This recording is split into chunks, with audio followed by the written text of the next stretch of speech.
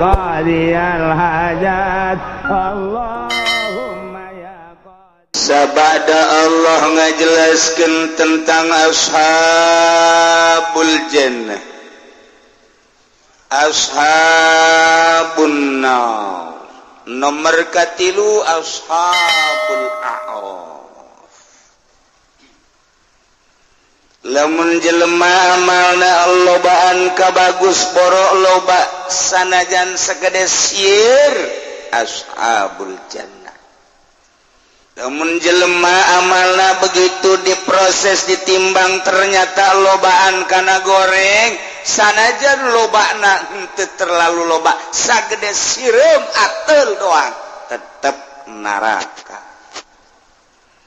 Lamun ditimbangna ratanyana teu berat ka bagus teu berat ka goreng diteundeun heula ku Allah diamankeun di a'raf. Nu bisa neuleuh ka sorga bisa neuleuh ka neraka. Mun neuleuh ka sorga nyana ketap-ketapan heroi hayang geura ngagajleng bae ka sorga.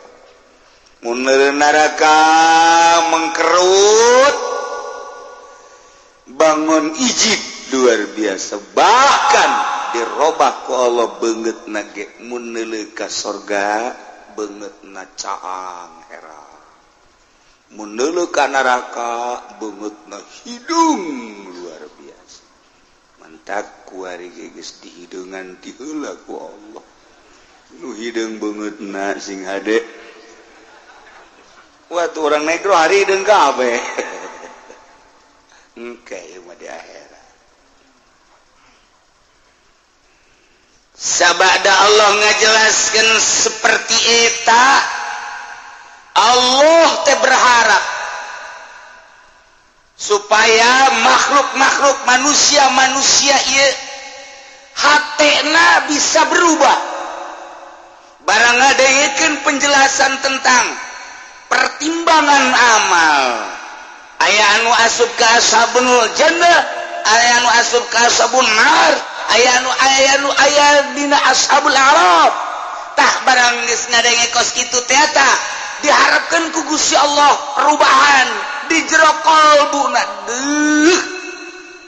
Aing lamun teu berubah ieu rempan amat jadi ashabun nar nu tadina nyokot duit bang eureun nyokot duit banget nu tadina ngeuridit loh aing mun pae isukan kumaha hajung engke aing mun ditimbang di ditu kabeneran ku kreditan bae ge meureun aing teh hiji kasalahan gulimpang jadi ashabun nar tobat nyana nambahan kreditan beuki jero atuh tah mah kos kitu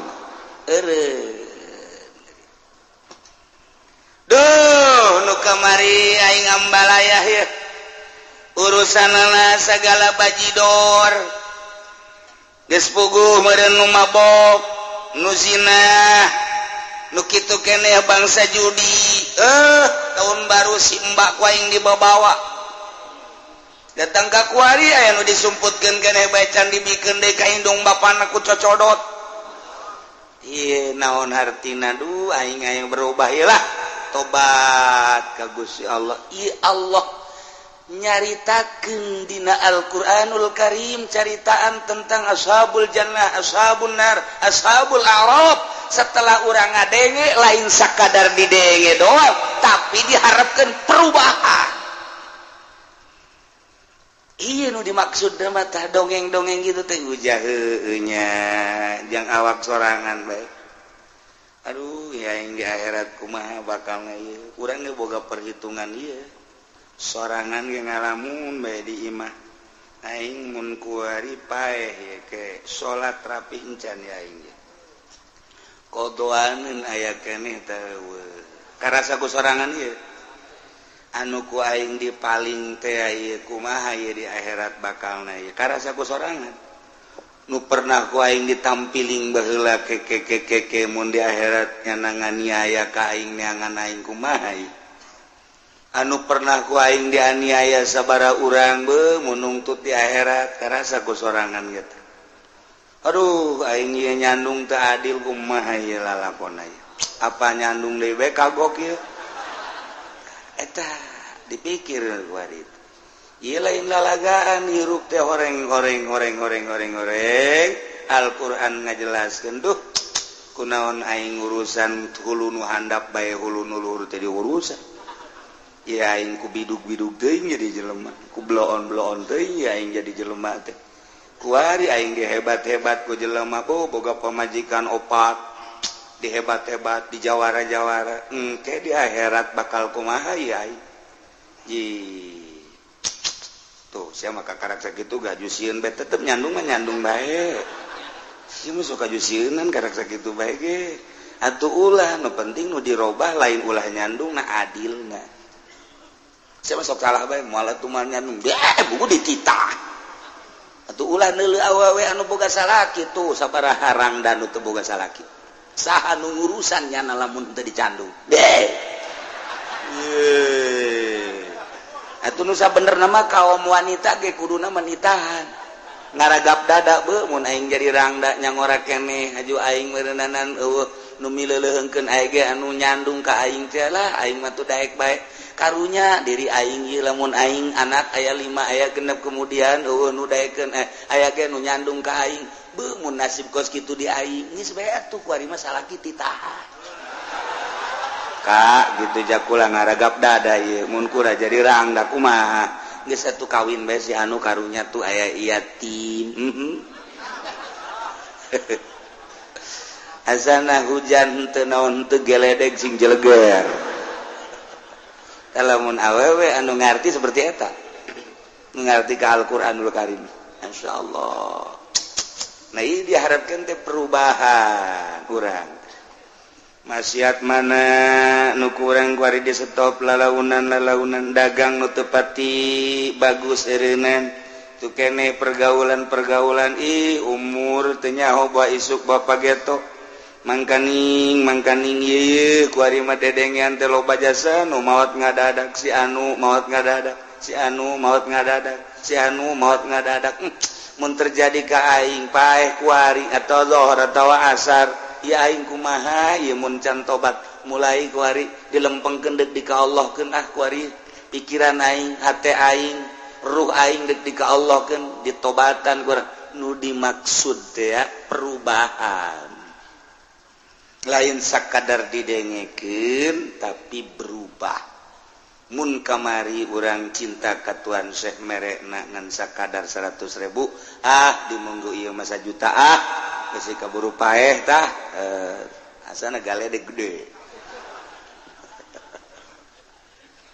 Urang hese dek berubah teh hese boro-boro eta. Hayang rada lalagaan we heula udang jam 2 jam 3 lalagaan. Hayang udang beheulan ulah waka ibadah udang ngarokok HSD beheula sakitu bae ku hese eta neuk iraha ieu perubahan-perubahanan mun maca sholawat kurang dibere ku guru teh manta salat 11 lah deuk ditambahan ku urang ieu ja waktu aya urang senggang kemudian atuh sehat deuk dimenangkeun we 100 mah eueuh kapikiran ka dinya malah ieu guru loba amat mere 11 teu nyaho diri teh mah guru ambu jadi nyarekanan guru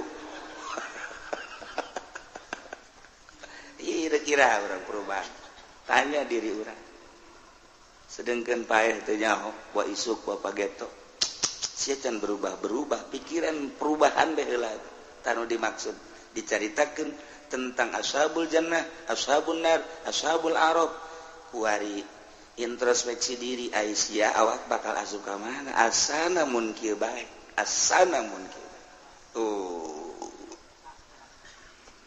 mantak Gusti Allah ngajelaskeun tentang sasakalana baheula ketika Kangjeng Nabi diangkat jadi rasul kemudian Kangjeng Nabi teh dibere mukjizat bentukna Al-Qur'anul Karim dibejakeun ku Kangjeng Nabi ka ahli-ahli Mekah. Nah, ieu khusus jang ahli Mekah umumna jeung saantero. Jadi berarti khusus dina nuzulna ieu ayat teh jang ahli Mekah, umumna jang urang jeung sepanjang masa terus bae sia deh. Kumaha? Ieu cek Gusti Allah. Walaqad ji'nahum bikitab. Yakti jelas demi gaulanu agung ngadatangkeun ka ahli-ahli Mekah ka kupar-kupar Mekah bi kitabin kalawan kitabiane Al-Qur'an. Ya Quran Muhammad bejakeun ka ahli Mekah sebagai tanda karasulan anjeun. Mukjizat Al-Qur'an bedakeun. Anu di jero Al-Qur'an teh fassalnahu ala ilm. Kaula nu agung geus ngajelaskeun isi kandungan Al-Qur'an teh dengan caritaan meme anjeun yakni Kangjeng Nabi Isa, caritaan meme Kangjeng Nabi Isa, Kangjeng Nabi Musa, Kangjeng Nabi Harun, Kangjeng Nabi Sulaiman, Kangjeng Nabi Daud, Kangjeng Nabi terus sampai Kangjeng Nabi Adam. Caritaan tentang anu zahir, caritaan tentang nu gaib. Sabadana urang maut bakal aya kubur ngaranna alam barzah. Sabada alam barzah ke bakal aya teh alam masyar, baas. Sabada baas teh ke bakal digiring masyar. Di masyar bakal aya mizan timbangan di dinya bakal ditimbang amal-amal urang nu kuari ku urang ditanam waktu di alam dunia. Quran teh geus ngabejakeun kos kitu bejakeun kali Mekah. Khusus sekali Mekah umumna santero urang kuari jadi nyaho. Sanggeus ditimbang teh kadeu ku urang tuh jembatan Shiratal Mustaqim. Mun teu ngajembat di jembatan Shiratal Mustaqim fassalnahu. Kaula geus ngajelaskeun di jero Al-Qur'anul Karim teh dengan caritaan-caritaan semacam eta.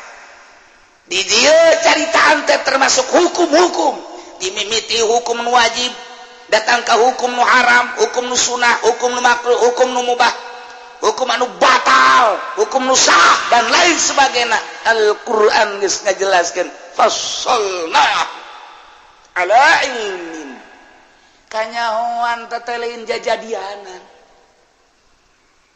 Nyaho kaula rincian Al-Qur'an nuku kaula ditibakeun dibikeun ka anjeun Muhammad sampaikeun ka ahli Mekah anu jero si kandungan Al-Qur'an teh caritaan-caritaan hukum, kisah-kisah tentang nabi-nabi nu baraheula, kaum-kaum anu baheula nu nurut ka Allah, nu teu nurut ka Allah, nu disiksa ku Allah melalui angin, nu disiksa ku Gusti Allah melalui pembalikan bumi, nu disiksa ku Allah melalui tsunami, melalui siksa ku Gusti Allah berbagai-bagai ku hewan, kodok dan lain sebagainya. Tah dina Al-Qur'an geus aya caritakeun kali Mekah. Dicaritakeun deui di jero Al-Qur'an teh tentang wa'di. Janji-janji Allah. Anu andai kata manusia mendapati janji Allah surga. Mun aya manusia anu teu menepati aturan-aturan Allah diberi ancaman neraka. Bedakeun Muhammad. Kabeh dikayahokeun rincian-rincian eta teh ku kaula ja aing cek Gusti Allah anu nurunkeun ge. Nu mantap ieu Al-Qur'an teh hudau wa rahmatal liqaumi yu'minun sebagai petunjuk. Ulah neangan aturan-aturan nu sejen. Geus bae kaula nurunkeun anjeun Muhammad dibere kitab sebagai mukjizat Al-Qur'an ngaranna nu ditafsir di jerona berbagai-bagai sebagai hudan pituduh dek jadi pamarentah neangan patuduh Al-Qur'anul Karim hudan urang dek dagang sebagai ekonom dek berekonomi ulah hese-hese neangan petunjuk ti aing hudan Quran jadi petunjuk untuk berekonomi pasona siadek berbudaya hirup di mana sia nu sesuai jeung budayana budaya Islam budaya Al-Qur'an baca Al-Qur'an bejakeun budaya-budaya Islami yo geus aya dina Al-Qur'an ulah neangan hese-hese petunjuk lah hudan Al-Qur'an sebagai petunjuk ndek naon deui teknologi si hayang nyeun kapal babari buka Al-Qur'anul Karim ayat di jero Al-Qur'an sebab Qur'an mah fassalnahu ala ilmin hudan teangan kumaneh ayat-ayat anu nuduhkeun kana teknik-teknik di Al-Qur'anul Karim sebab Al-Qur'an geus dijamin sebagai hudan pituduh ndek leungan ilmu naon deui ya aya awewe kurang ditanya aju nyana nyiduan teh banget kos kitu nanya aing ya tasbih siapkeun Al-Qur'an teh hudan sebagai petunjuk ya Allah ya Rabbi ulah maca dina Al-Qur'anul Karim laqad jinakum bi kitabin fassalnahu ala ilmin hudan abdi jelas nyata dek maka pituduh Al-Qur'anul Karim sedangkan lamun dibaca ayatna qala Yusuf li abihi ya abati inni raaitu ada asalu kau kabawa samsa wal qabaratum sajid dibaca 75 kali kuari tiupkeun ka arah imahna abdi yakin hudan baca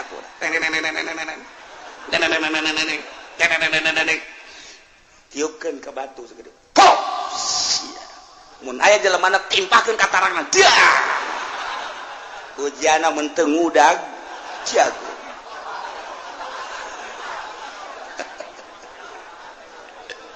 hudan ndek hayang naon coba ayo Masya Allah ulah dikira geus cukup ieu hudan sebagai pituduh ente neangan pituduh ulah ka kitab-kitab nanaon hayang mahmur loh dinawi negara Indonesia hudan terangan petuduh dina Al-Qur'anul Karim cara berpemerintahan cara berekonomi cara berbudaya cara berhukum ente ulah jauh-jauh neangan petunjuk Al-Qur'anul Karim hudan lamun ente sebagai obat muslimin kemudian ente neangan petuduh lain melalui Al-Qur'anul Karim godok wae siang ke cek Allah Quran baca minta petuduh ya Allah ya Rabbi ieu mah hayang sugih ka Gunung Kawi nah sia awas ya kunaon hayang ka awewe ka dukun baca Al-Qur'an hayang naon sebagai hayang gagah jago tidak Al-Qur'an ayatna anu nuduhkeun kana kagagahan ambalaya hayang naon deui hayang ulah kadeuleu ku jelema yeah. Pokona mah diwirid ku urang halimunan babari diwirid 7 peuting beres diwirid ku urang langsung tek tengah peuting ulah make lampu moal kadeuleu ya Allah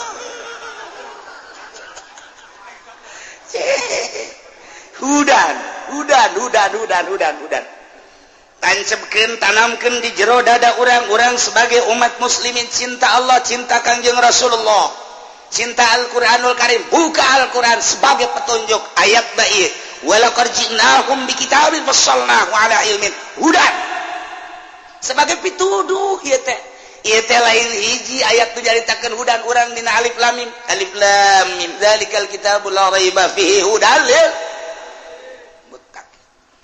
Yege hudan liqaumi yu'minun sebagai petunjuk bagi kaum iman. Urang iman ka Allah, iman ka Kangjeng Rasulullah, iman ka Al-Qur'anul Karim, tinggal dipakai hudan, kunaon ka babawa, kulain Islam.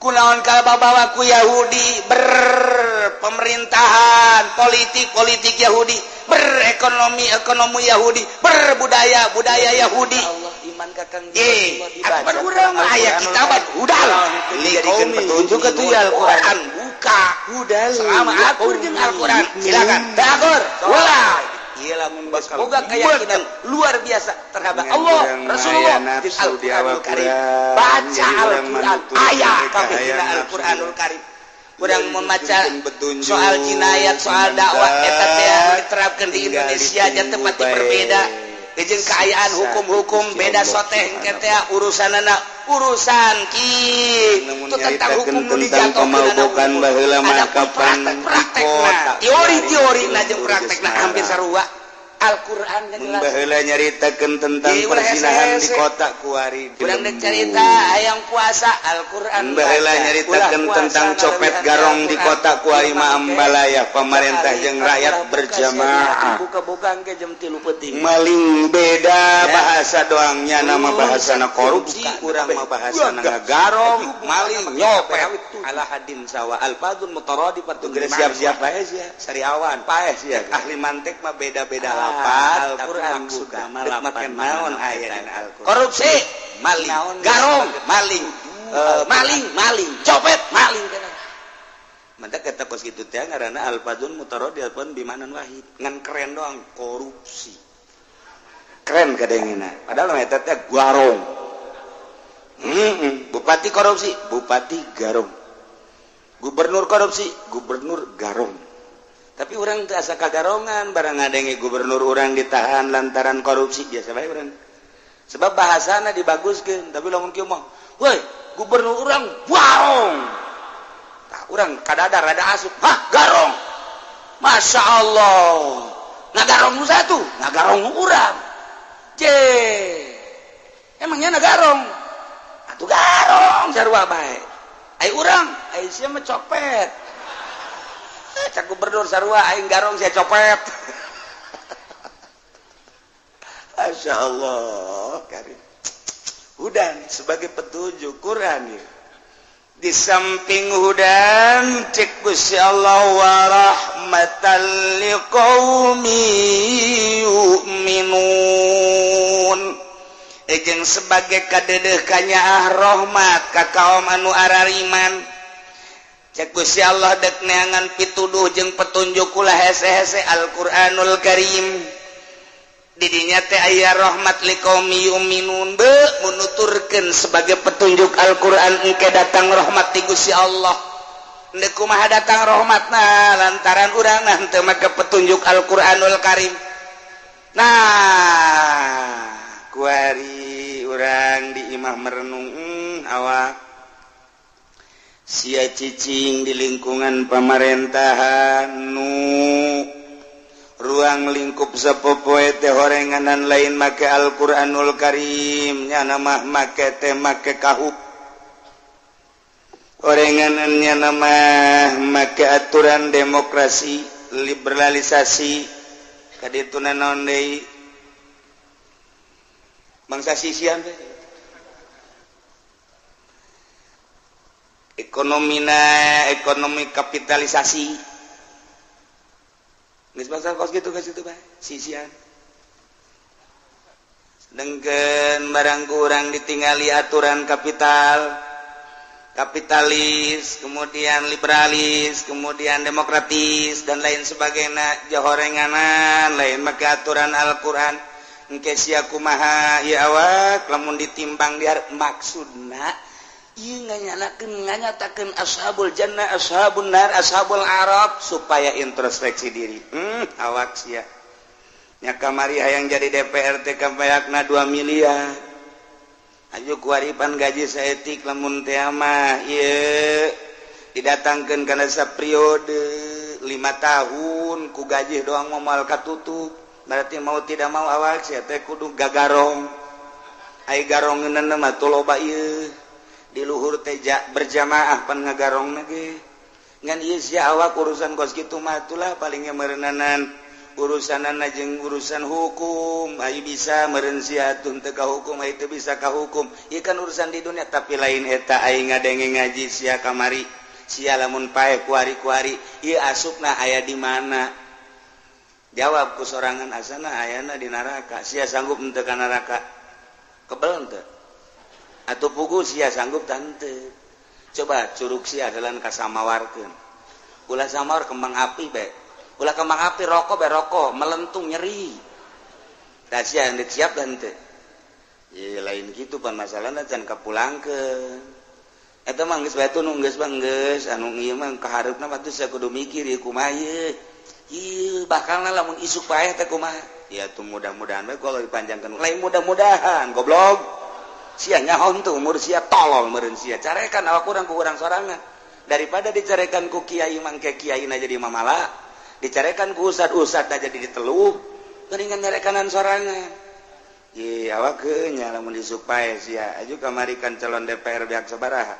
mun bupati gitu keneh beak sabaraha kamari calon bupati aju teu kapulangkeun pan lamun teu korupsi mah capira atuh meureunanan gaji bupati coba sanu nyaho belah di gaji bupati sabaraha duit ngomong sih ayo tuh sia mah pan sia nu ngangkat sia teu nyaho gajina sabaraha duit dasar bodoh sia ye cak aing mah hirup ieu babarengan jeung urang lembur mah lulu teu jauh ka gaji bupati acan itu nyahonya nama gaji bupati sabaraha duit lepeng sama sakali henteu bae geus komo gaji gubernur komo gaji DPR komo gaji menteri gaji presiden bela presiden urang ke Jokowi sabaraha gajina ya tuh sia emang hirup di mana sih sebenarnya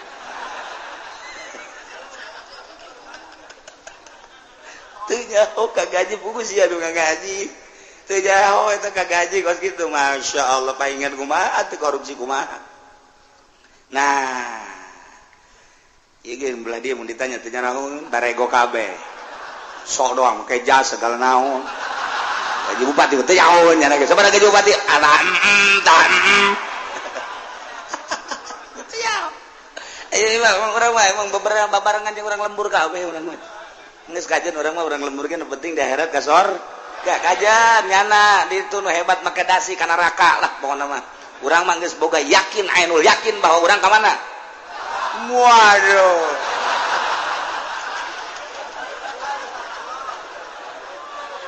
Aja sok kitu. Tungtung nama di dunia bodoh, di akhirat can karuhan.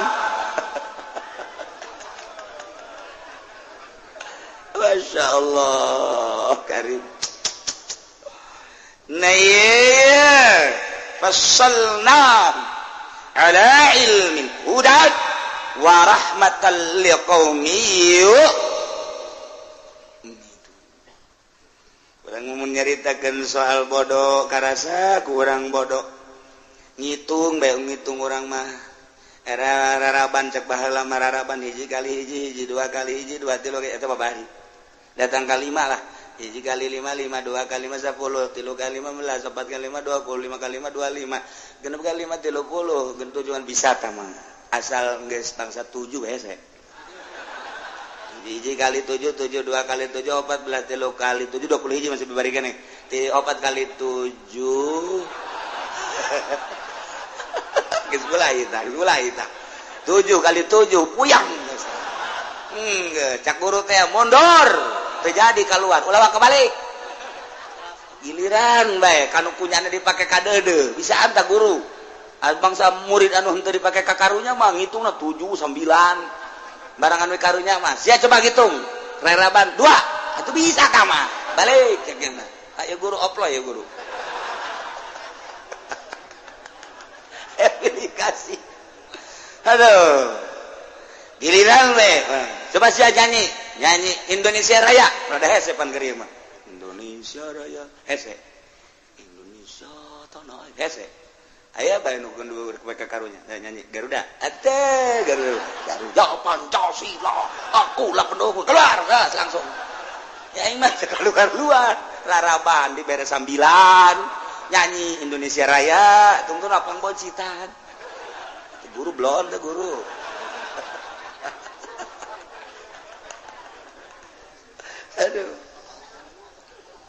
nah mencerita kapinteran gula inget ka Gus Dur begitu dijadikan presiden langsung nyana kunjungan ke Prancis terus ke India itu bisa pinter ya makongan jadi inget betungtung nama kurang bodoh Gus Dur pinter begitu datang ke India langsung ngobrol dengan Perdana Menteri India kaget Perdana Menteri India langsung dibere gelar doktor saat eta Masya Allah boga gelar doktor Gus Dur di India lain alagaan baneta Gus Dur seri bae begitu nyana ka jero ngomong ieu na ka asisten saya udah dokter nih ya Gus Dur mah kos gitu. Ada presiden sih lalagaan keneh bae.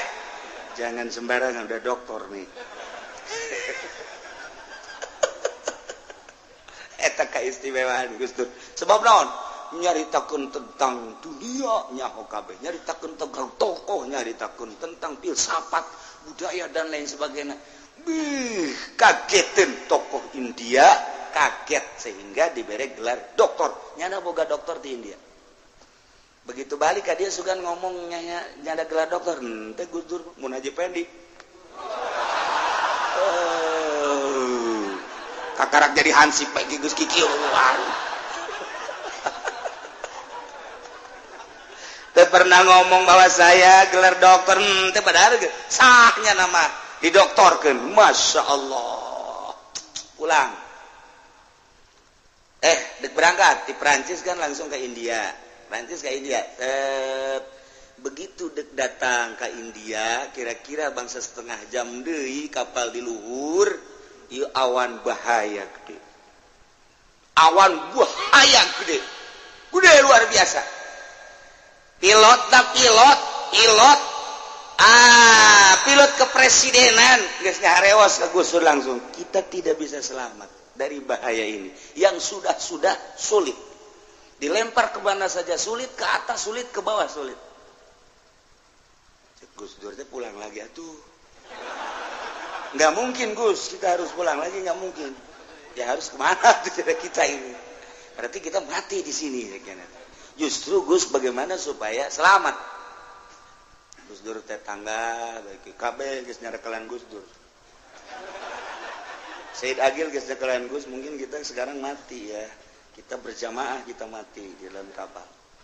Situ mati saya nggak mungkin. Cerita nyata, tanyakan Said Agil. Tiluannya nama batur, kemudian ti kenegaraan 5, kemudian jeung pilot kepresidenan. Nyana geus bingung begitu dikeker deui, udah makin dekat Gus. Ini ke atas salah, ke bawah salah. Ini Pak harus ditabrak hancur kapal. Langsung Gus Dur tungkul ngadoa, langsung set tabrak aja Gus Dur. Lain lalagan, pilot geus ciut. Pilot geus tabrak saja. Insya Allah selamat Gus Dur. Masya Allah, begitu 10 menit, 5 menit deh tiba-tiba muka eta awan gelap. Muka awan gelap set di jero awan. Eta teh aya kiai cek pederopongan pilot. Aya kiai pakai jubah. Cek kiai maju. Coba eta keistimewaan Gus Dur, percaya teu pertanyakeun coba ge pilot masih hirup keneh pilot kepresidenan Gus Dur. Nah, langsung ditabrakeun masalah kan set. Kunaon beres eta nutup deui hideung deui. Suk turun New Delhi langsung eta lah tadi menang gelar doktor nanya kos itu. Balik ke Indonesia eta pilot langsung datang ke Gus Dur ceuri katur nuhun dan lain sebagainya. Cek Gus Dur teh jangan sama saya, sama Allah. Itu dari Allah. Saya cuma mohon kepada Allah supaya selamat. Cak Umar Wahid, dokter nyana. Aya Gus Dur, Abdurrahman Wahid, aya adina ngaranna Umar Wahid jadi dokter. Eta teh Umar Wahid. Gus, kenapa waktu itu berdoa selamat begini? Cek Gus Dur teh makanya saya berdoa selamat. Permasalahan Indonesia belum selesai.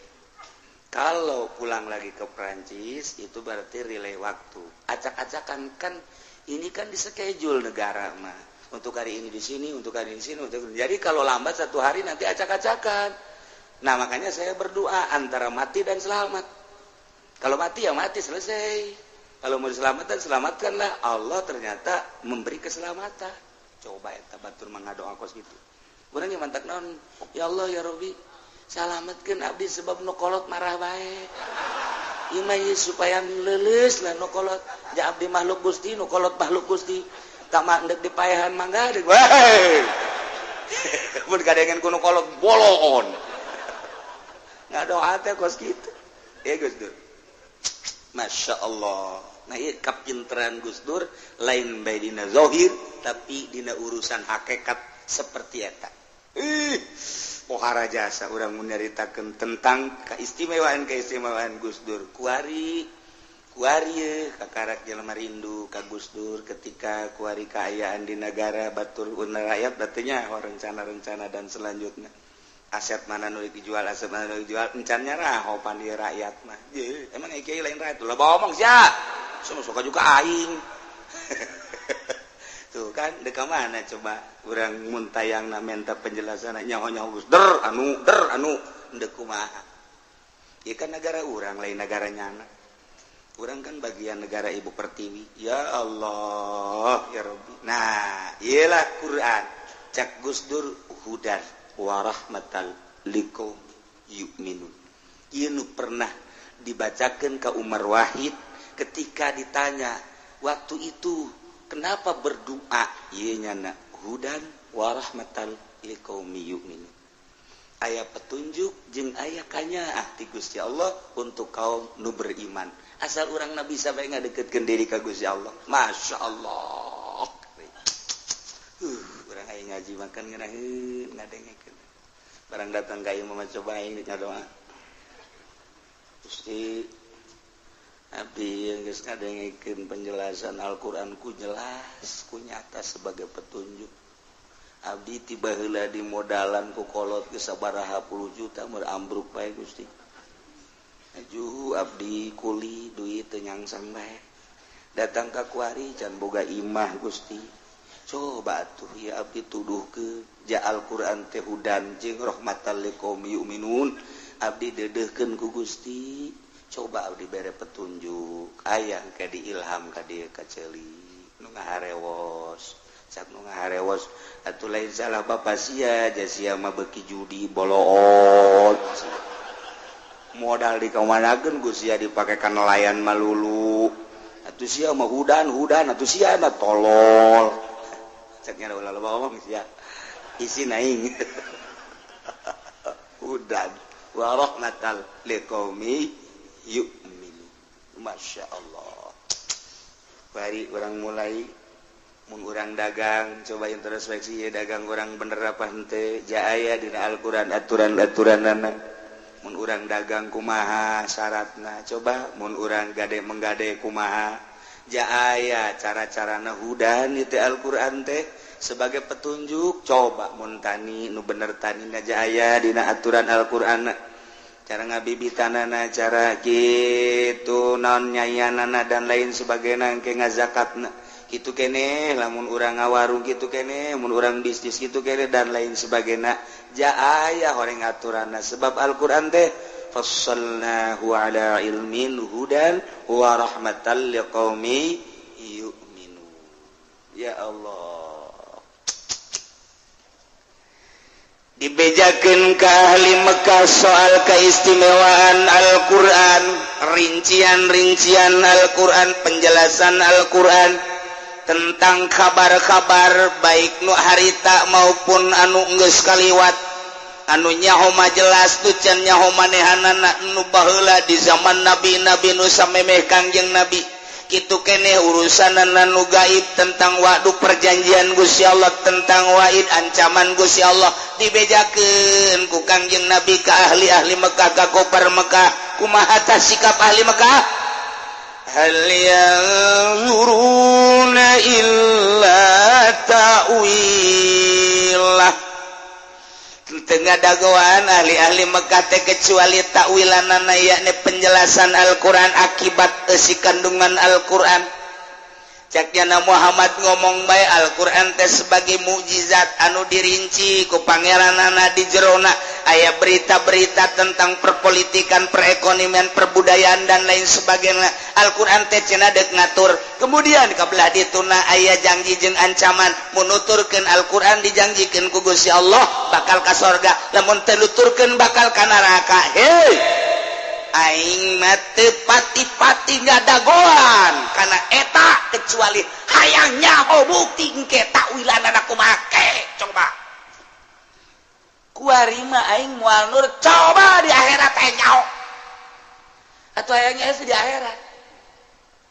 kuari coba tuh laksanakan iman kayak di akhirat ya mantep hal yang zuruna tepati ngadagoan ahli-ahli Mekah kupar-kupar Mekailah tawila kecuali akibat si kandungan Al-Quran nu bakal jelas nyata tentang wa'di jeung wa'id engke jaga di akhirat nu mantaknya lama teu iman ka Allah teu iman ka Kangjeng Nabi teu iman ka Al-Qur'anul Karim eta Nasrani lain teu maca kana kitab suci Al-Qur'anul Karim dibaca kunyana lantaran dina kitab Injil geus aya penerangan-penerangan tentang turuna Kangjeng Nabi urang Kangjeng Nabi Muhammad tentang kitab Al-Qur'anul Karim tapi manehanana ieu asupkan ayat hal yanzuruna illa ta'wila tepati ngadaguan yana kecuali hayang nyawa akibat si kandungan Al-Quran buktilah coba engke kumaha ta Al-Quran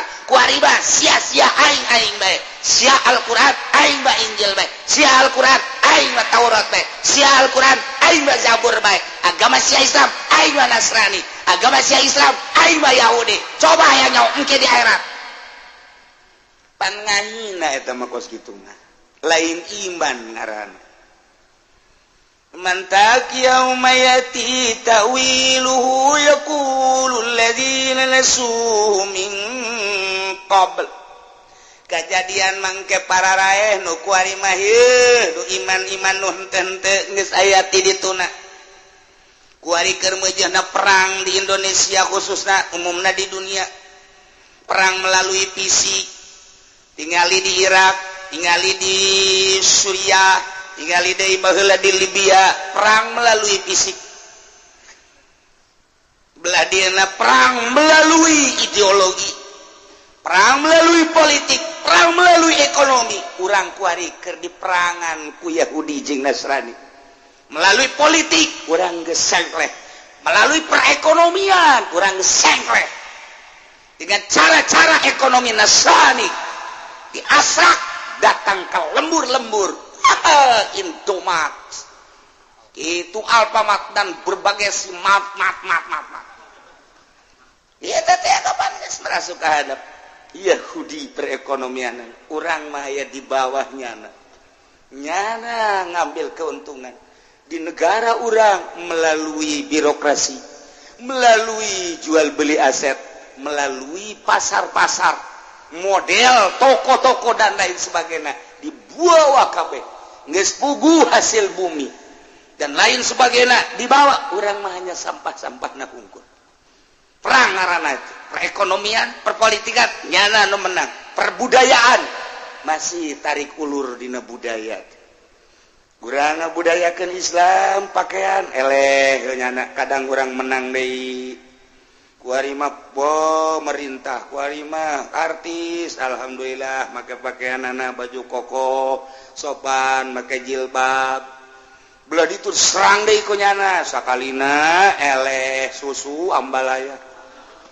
ping-ping ka mana-mana artina ka mana-mana ge jelemana ka mana ping-pingna ka mana misah burung heuh kitu awakna di mana susuna di mana budaya model gos kare itu tarik ulur terus mantak ieu nu dihanjakalkeun urang mempertahankeun budaya Islam melalui uraian Al-Qur'anul Karim anu diijmakeun ku para ulama geus jelas ieu salat tata carana adab-adabana kieu dirusakna ku orang-orang anu deukeut ka Yahudi moderat tidak usah pakai baju gamis itu mah budaya Arab ceukna kita mah biasa aja di Indonesia mah pakai baju batik pakai baju dan lain sebagainya kos gitu naon bedana jeung Yahudi tarik ulur nyadet teh nu kos kara itu teh encan aya mutlak menang mah sebab lo pakaian berkeliaran di Tangerang Ki Haji make sorban make kopiah make jubah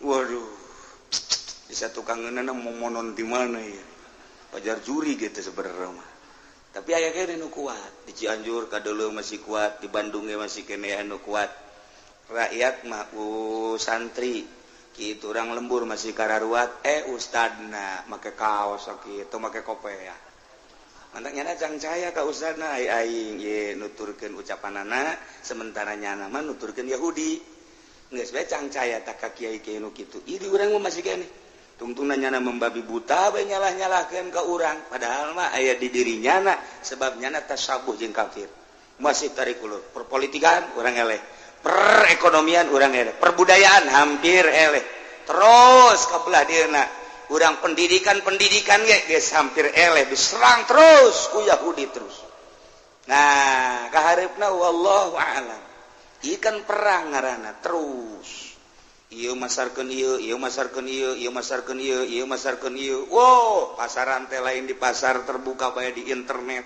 woi pasaran-pasaran di internet teh geus jualan samping jualan baju jualan jubah di internet geus penjualan kitu keramik jualan teraso dan lain sebagainya hai kajualan-jualan si eta ya di internet mah jualan si eta ya si eta tinggal klik waduh nomor teleponnya berapa sih harganya oh iya langsung tek oh iya siap tahun baruan di mana oh iya kita di Bali saja oke lah ketemu nanti di Bali oh lihat jadi gitulah amarita kejadian udah nggak usah ke Bali kita situ aja Cipanas ya udah Cipanas saya booking 4 dah jangan 1 waduh banget iya gue sekarang itu ika karek dalam negeri anu di luar negeri anu liburan di Singapura anu liburan di Thailand anu liburan di Bangkok anu liburan terus ka ditu ka Timur Tengah dan lain sebagainya nu ka Eropa nu ka Amerika wallahu a'lam kumaha meureun cacak liburan di urang ge seperti kos sekarang itu komo di ditu mah ieu perang terus perang nyana kuari keur ngibarkeun bendera Yahudi ngibarkeun bendera Nasrani melalui dakwah Nasrani terus nyana dakwah terus-terusan urang ge dakwah terus-terusan terus adu kekuatan tentang dakwah Nasrani dakwah Islam ge dakwah urang mayoritas Islam tetapi suara Kristen kok beugi unggul amat nyana minoritas di urang tapi seakan-akan okos mayoritas urang mayoritas tapi seakan okos minoritas aneh ulah aneh sebab negara urangna henteu ngiblat ka Al-Qur'anul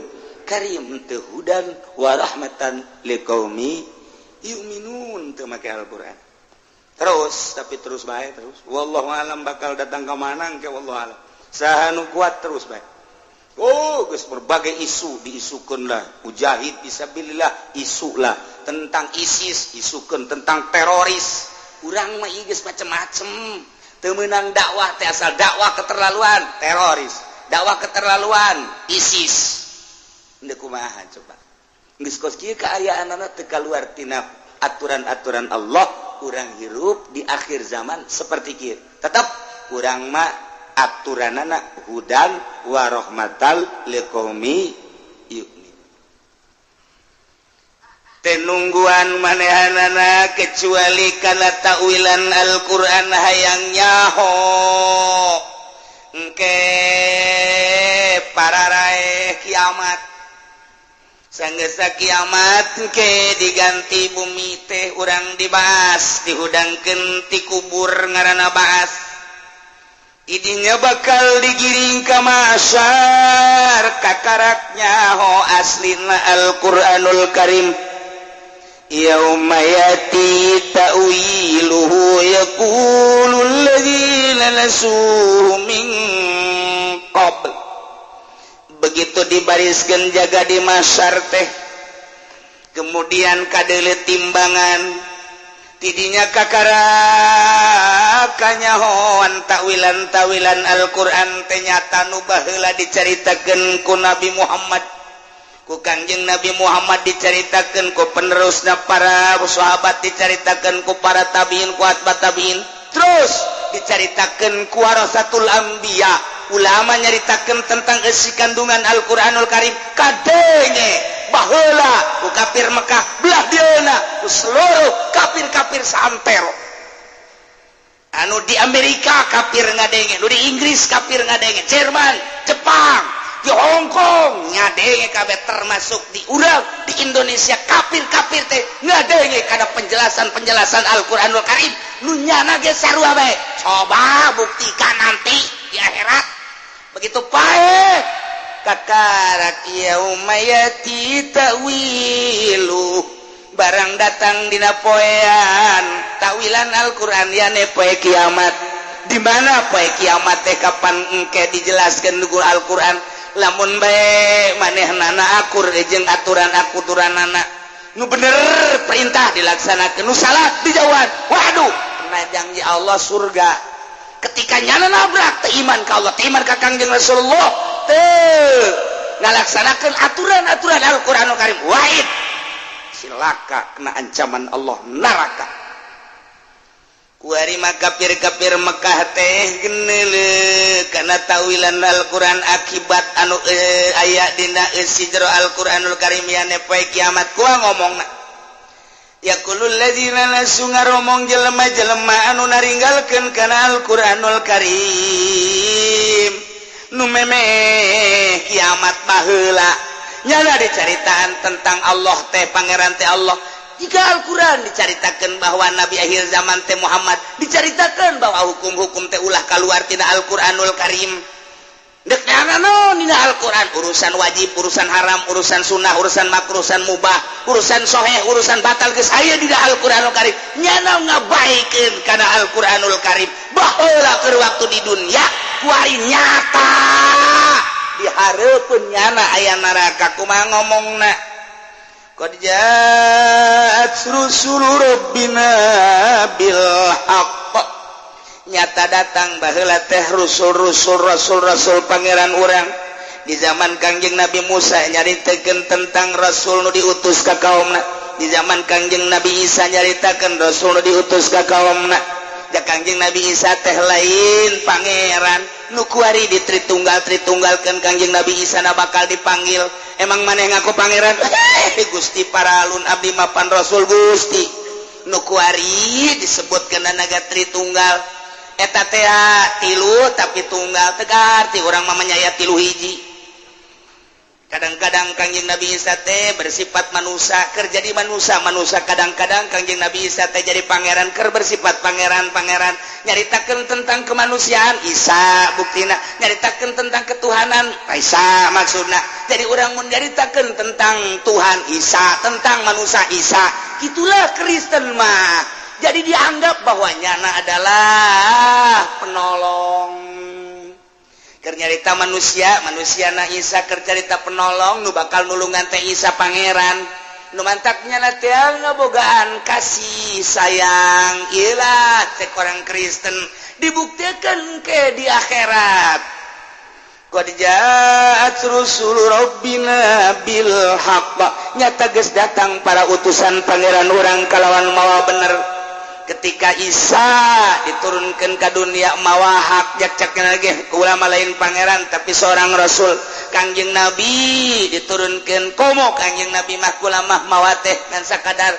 tabligh mawa karisalahan Quran buktina nyaritakeun tentang politik aya dina Quran ekonomi aya dina Al-Quran budaya aya dina Al-Quran jeung segala rupa tanyakeun ka Al-Quranul Karim ieulah nyana kuari geus nemah kafir nu baraheula di zaman Kangjeng bae heulanana horeng bener eta Quran kadeuleu ku urang kuari tuh bendera Muhammad kadeuleu tuh bendera si Jahal Abu kadeuleu kuari bendera para sahabat para mujahid fisabilillah kadeuleu bendera aulia Allah kadeuleu bendera ulama kadeuleu bendera anu bakal diberangkatkeun kapilah-kapilah tersebut ka surga Allah nyana leuleuh pemandangan ku mata nyana sorangan ieu bendera Abu Jahal ieu bendera Firaun bendera Namrud termasuk tokoh-tokoh nu kunyana dituturkeun geus cuk cerek bae nyana aduh oranganan bener eta Muhammad bener eta Al-Quran aduh geus garar hideuk bae kabeh Kristen geus gede Yahudi geus gede kitu keneh Buddha Konghucu Hindu kabeh geus gede ternyata bener orang eta kiai nu sok ngomong-ngomong Al-Quran teh aja bener lu jag-lejeg diri teh bangsa ustad teh wow di hareupeun kafir eta ustad para santri ulang hiji kadinya tamal di neraka kadio siap cakapir teh siap keur jadi anak buah aing sia malah digawe di pabrik aing mun ku aing teh digaji mah sia lah mal hirup sia ceng tadi sia karyawan aing sekarang sudah lain-lainnya lagi aja bos kesi gitu-gitu bos dulu saya butuh uang untuk ibadah kepada Allah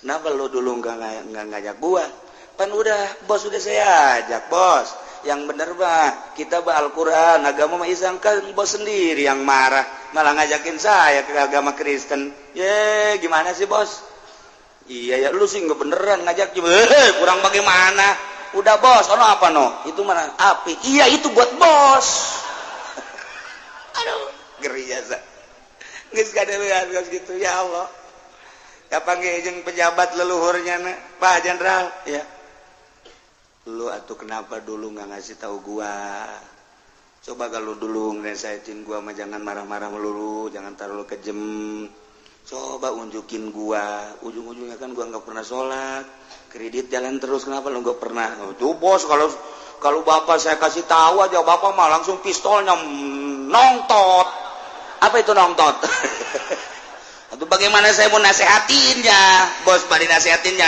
nggak pernah mau mendengar si bapak mah ada ngedenger sama Ki Golkar lagi ya tuh gak beres mana Ki Golkar ono di depan pemimpin dia mimpin kemana ya sama-sama ke sono udah itu aja ikutin ya Pak ya kamu mah ini kemana ya, saya mah ya namanya juga prajurit dulu sholat saya terus puasa terus saya mau biarin lah gaji juga kadang-kadang mah ya seada-adanya aja saya mah alhamdulillah ngikutin kiai yang bener waktu dulunya lu kenapa nggak ngasih tahu gua kan udah saya kasih tahu bapak kan marah sendiri pistol aja nogel apa itu nogel aduh jadi gara Robert bae kasih unyil jeung secuplis kieu kocek geus teu bisa kuku bah jenderal tinggal jenderal bupati ngomong lu rakyat gua ya iya bapak ya iya lu kemana saya mau ini bendera kiai saya di sini bapak punya bendera ada kiai mana oh no kiai kemana tahu itu ya rombongan sini dia mah aduh lu kenapa dulu nggak nasihatin bapak cak Pak Bupati tuh tolong nasihatin kalau bapak salah jangan korupsi gitu jalan bener-benerin jangan muncul sendiri yang ini muncul yang ini apa itu kan nggak beres tuh kenapa nggak dinasihatin kan saya udah ngenasihatin bapak yang nggak ngedenger dulu kan bapak nggak punya telinga bapak kan nggak ditaruh di sini ditaruhnya di pantat kan dulu makanya sekarang rasain lupa mungkin orang bisa gitu ke Bupati, kuari mah ditangkep orang. Ini makan cerita di itu ya mungkin. Cerita di itu, nangkep kok mah ya mah dongeng di itu ya mah.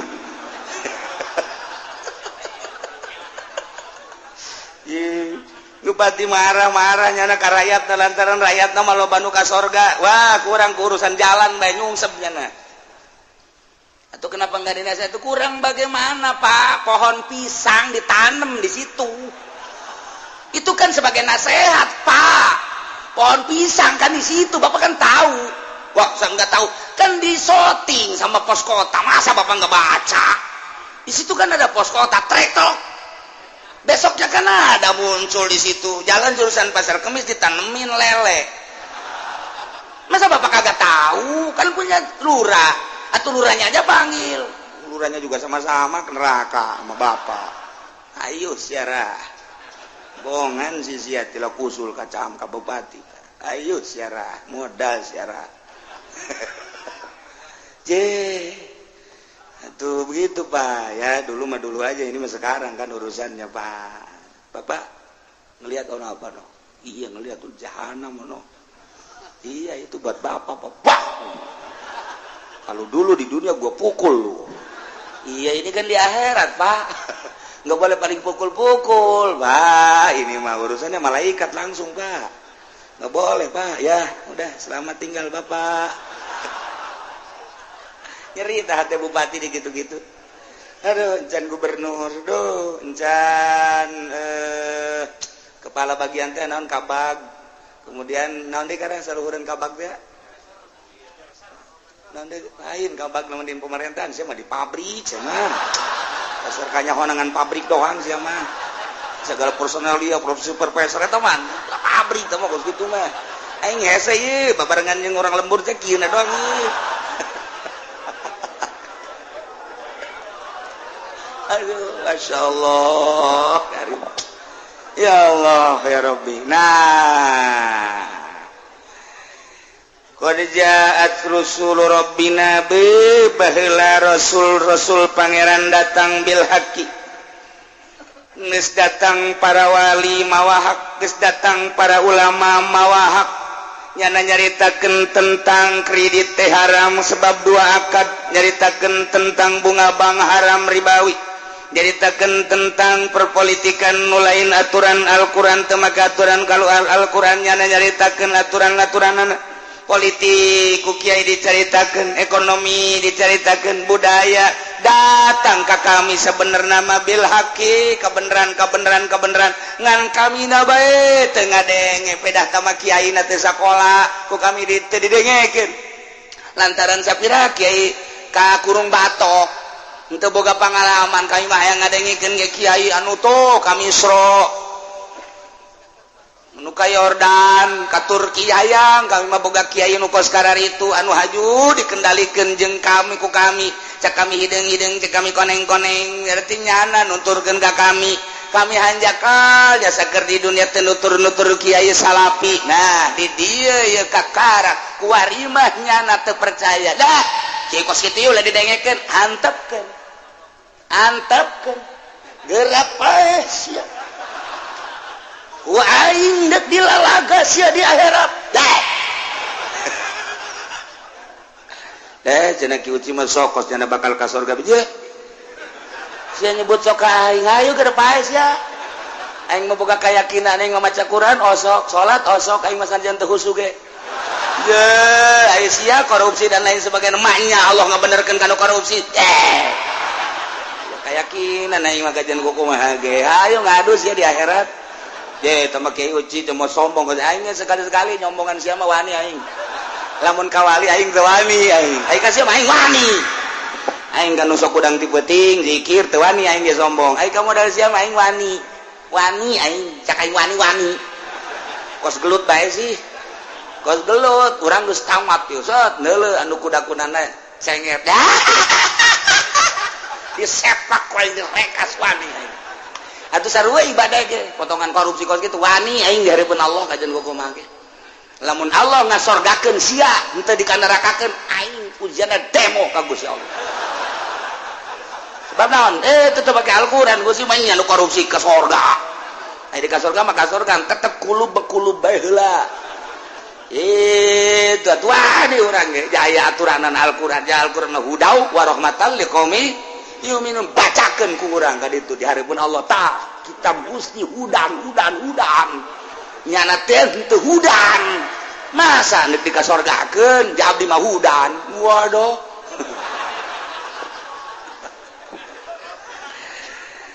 dah kata ieu maksudna mah supaya sia balaleuneur bae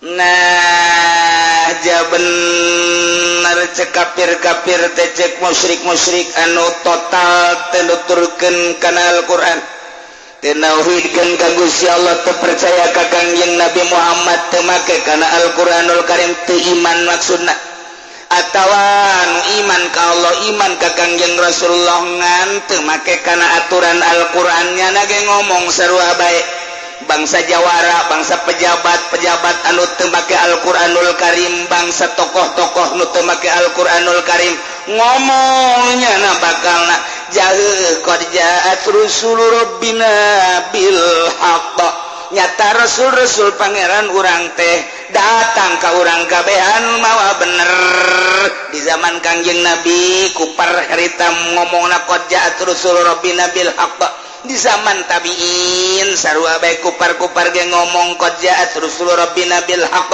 di zaman urang kuari ge jaheuh horenganan qad ja'at rusul rabbina bil haqqi eta bangsa kupar-kupar zaman ayeuna bangsa jelema nu teu make Al-Qur'an iman ke Qur'an tapi teu make kana Al-Qur'an diharam-haramnya terus bae ditabrak ku nyana di akhirat bakal ngomong jaheuh horengan nu diharam-haram teh bukti nyata.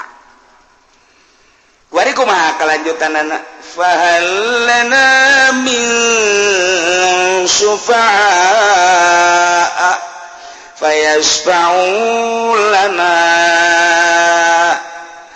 boga kahayangna kafir-kafir teh ngan dua kitu keneh bangsa pejabat-pejabat anu terlena dina bobolokot ku dosa ngan dua kitu keneh bangsa jawara-jawara anu bobolokot ku dosa ngan dua kahayangna nomor kahiji nanyakeun nu nyapaatan nomor kadua mun eueun nu bisa nyapaatan maka mimah balikeun deui bae ka dunya bertanya-tanya nyana ge kabehan fahalana min syufa'a aya eueuh kami anu nulungan coba teangan jelema-jelema anu bisa nulungan fayasaulana anu jigna manehanna engke nulungan kami coba teangan coba juru selamat nu baheula dikasih-kasih Isa alaihi salam Tritunggal teu melu juru selamat Uzair di Yahudi anu baheula di nabi-nabi teu melu dianggap juru selamat bangsa Brahmana nu dianggap kumanehanan teh dewa engke teh dipanggil kumanehanan ieu meureunnanan anu bakal nulungan kami ieu teh juru selamat coba atuh kasih kami salamatkeun teu melu seluruh anu kumanehanana kuari dianggap juru selamat yane di dewa-dewa ieu kabeh teu melu nu kahayangnya nama ieu patung-patung arca-arca teh anu kuari disuhun-suhun disembah-sembah teh nyapaatan kanyana atawa nu dewa-dewa nu kumanehna di dewa-dewa teh hayang hadir supaya nyapaatan kanyana atawa bangsa juru selamat perdukunan teh ieu kahayangnya nama nu babarengan jeung nyana teh nyapaatan fahallana min syufa'a fayasfa'u lana mun eueuh au hal nuraddu fa na'mal ghairal ladzi kunna na'mal atawa mun eueuh nu nyalametkeun eueuh anu nyapaatan eueuh nu kitu nulungan kami mah balikeun deui bae ka dunya hayakeun deui engke kami bakal ngamal kana salian ku kami diamalkeun ya deh mun baheula kami kafir kami teu dawidkeun ka Gusti Allah deuk ninggalkeun persirikan deuk nuturkeun Al-Qur'anul Karim di zaman urang ku ari Al-Qur'an mun Quran haram kami moal mun Quran wajib kami deuk mun Quran ulah kami moal kami balikeun deui bae ka dunya kami siap deuk nuturkeun ka dunya ka aturan Al-Qur'anul Karim harapan tinggal harap geus eueuh kudu balik deui mah masyaallah kumaha Allah ngajawab fayuqulu lahum cak Allah heuy kafirin heuy musyrikin heuy asin tidak ada nulungan moal aya lantaran eueuh nu bisa nulungan di waktu nu maha hiji dibalikeun deui ka dunya moal mungkin lantaran ieu malalakon teh lain balik deui ka tukang tapi deuk melaju ka hareup tinggal cek Gusti Allah karasa sia qad khasiru anfusahum nyata rugi diri manehanana lantaran bakal jadi narusak diasupkeun ka neraka jahanam karasa kuari mah tah ancaman-ancaman lain wa dhalla anhum ma kanu yaftarun nu kumanehanana dibuat-buat pangeran dolla leungit Kangjeng Nabi Isa nu dianggap juru selamat ninggalkeun nyana kitu kene patung-patung kitu kene patung Isa kitu kene patung Maryam dan lain sebagainya kitu kene Brahmana Gyaus naon kitu ngaranna kitu Gajah Mada dan lain sebagainya berbagai patung-patung dewa wa dhalla anhum ma kanu yaftarun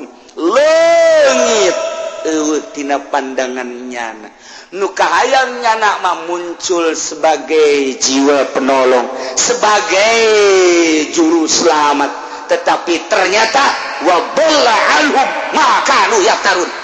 Leuyit sirat naon nu manehna dibuat-buat jadi kasyirikan teh geus boga patung Kanjeng Nabi Isa nage Siti Maryam nage tanggung jawab saha nu nitah mangerankeun aing cak Kanjeng Nabi Isa izin bae maya pangeran dilahirkeun marah Kanjeng Nabi Isa bahkan nang tangan Kanjeng Nabi Isa wahai kaum Nasrani Kristiani Katolik Protestan maju saha nu nitah mangerankeun ka aing ya aing mah baheula teh jaritakeun aku adalah Isa, aku adalah manusia, aku adalah sebagai utusan Tuhan yang asli adalah Allah, sembahlah Allah yang maha asih, yang maha kasih, maha tunggal. Jadi lagi itu pandawa teh kunaon Gusti di pangeranan aing. Aing izin ke pangeran bahwa aing teh di pangeranan Gusti. Marah Kanjeng Nabi Isa. Tidinya leos wa dhalla anhum ma kanu yaftaru. Leungit Kanjeng Nabi Isa.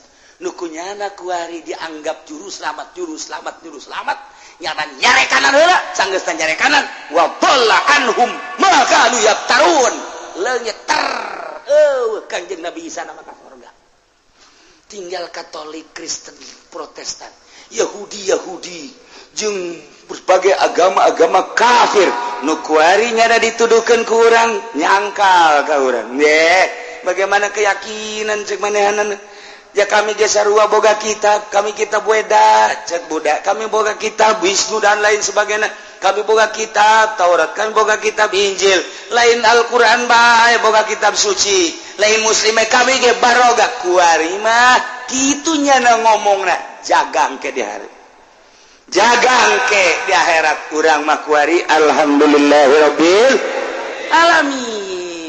Nyulusup hidayah ku Gusti Allah diasupkeun ka dada urang nu mantak sing hade ulah leupas sing hade jaddidu imanakum bila ilaha illallah perbaharui iman maneh ku ngucapkeun la ilaha illallah nu mantak besi aya anu encan talqin zikir lantaran loba yang menurut talqin zikir nu enggeus atuh geus nu endek insyaallah Jumat hareup urang talqin zikir deui jang naon ieu jang jaddidu imanakum bila ilaha illallah ke geus datang ka akhirat mah engke urang nalangsa ilah qad khasiru anfusahum rugi merugikan diri sendiri cak kafir aing hanjakal teu iman ka Allah ka Muhammad jeung ka kitab Al-Qur'anul Karim cak musyrik kitu kene cak jelema nu teu make Al-Qur'an hanjakal aing iman mah iman ka Allah iman ka Kangjeng Rasulullah iman ka Al-Qur'anul Karim tapi aing teu make kana aturan Al-Qur'anul Karim qad khasiru anfusahum tidinya bakalna wa dhalla anhum ma kanu yaftarun na'udzubillah min dalik mudah-mudahan orang kabehan ditetapkan iman Islam dibere mantap keyakinan orang yakin ka Allah ka Rasul jeung ka kitab Al-Qur'anul Karim sehingga orang aya dina ridho Allah Subhanahu wa taala di bawah naungan bendera Kangjeng Nabi urang Kangjeng Nabi Muhammad sallallahu alaihi wasallam sakali deui beusi aya nu dek talqin zikir insyaallah Jumat hari wallahu a'lam.